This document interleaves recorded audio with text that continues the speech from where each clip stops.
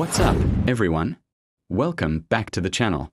Today, we are diving into a topic that, real talk, probably affects every single one of us: doom scrolling. You know the drill.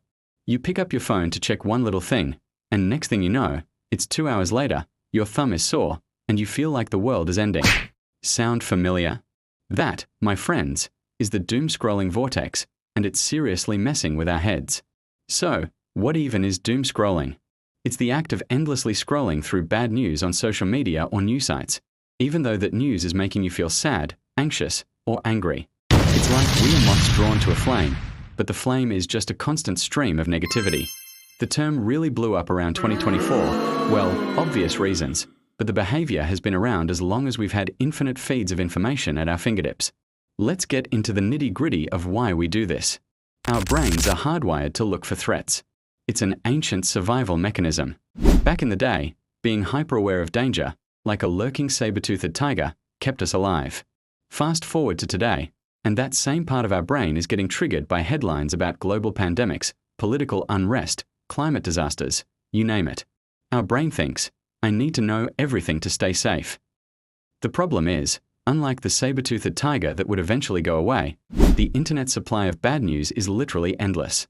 So, we scroll, thinking that the more information we gather, the more in control we'll feel. But it's a total trap. The opposite happens. The constant exposure to negative and often sensationalized content floods our system with stress hormones like cortisol and adrenaline.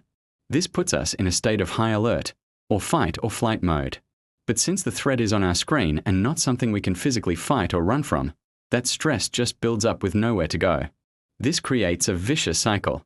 We feel anxious, so we scroll to find answers and feel more in control. But the scrolling just exposes us to more negativity, which makes us even more anxious, which makes us want to scroll more. See? It's a loop, and it's exhausting. It's like trying to put out a fire with gasoline. It just doesn't work. Now let's talk about the real-world impact. This isn't just about feeling a little bummed out. The mental health consequences of chronic doom scrolling are serious. Studies have linked it to increased rates of anxiety, depression, and post-traumatic stress symptoms. It can totally wreck your sleep schedule. Who can drift off to dreamland when your mind is racing with all the terrible things you just read?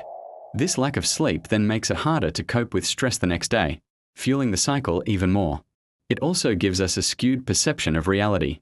The world has always had problems, but social media algorithms are designed to show us the most dramatic, emotionally charged content because it gets the most engagement.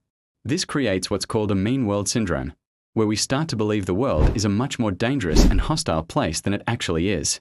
This can lead to feelings of hopelessness and learned helplessness, where you feel like nothing you do matters, so why even try? Think about it. When you're constantly bombarded with images and stories of chaos and suffering, it's hard to see the good. It can make you feel isolated, even though you're supposedly connected online. You start to lose faith in humanity, and it can even impact your personal relationships.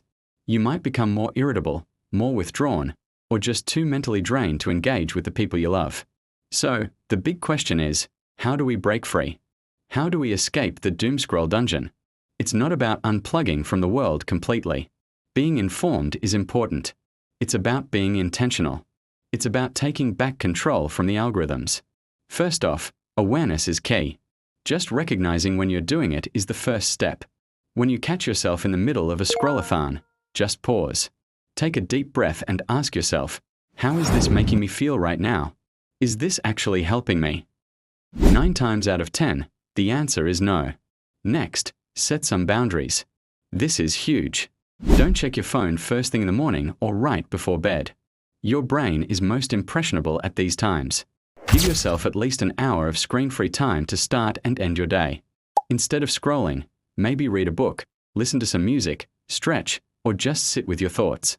Time limits are your best friend. Most smartphones now have built-in features that let you set daily time limits for specific apps. Be real with yourself. Do you really need to be on Twitter for 3 hours a day? Set a limit of, say, 20 or 30 minutes. When the timer goes off, it's a hard stop. Log out. Close the app. It'll feel weird at first, but you'll get used to it. You also need to curate your feed. You are the boss of your own algorithm.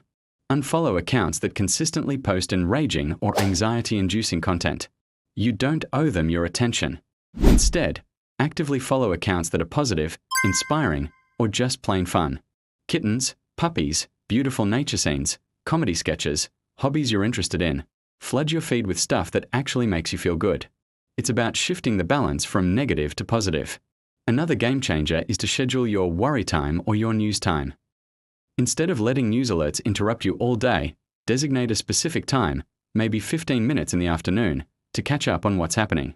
And stick to credible, less sensationalist news sources. Reading 1 or 2 well-researched articles is way more informative than scrolling through hundreds of inflammatory headlines and angry comments. And most importantly, replace the scrolling habit with a healthier one. When you feel the urge to scroll, what can you do instead? Could you call a friend? Go for a walk outside? Work on a hobby? Do a 5-minute meditation?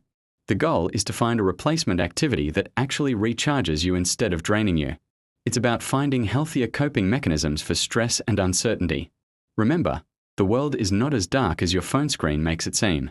There is still so much good, so much kindness, and so much beauty out there. You just have to lift your head up to see it. It's about protecting your peace and your mental energy, because you can't pour from an empty cup. You're no good to yourself or anyone else if you're constantly drained and anxious.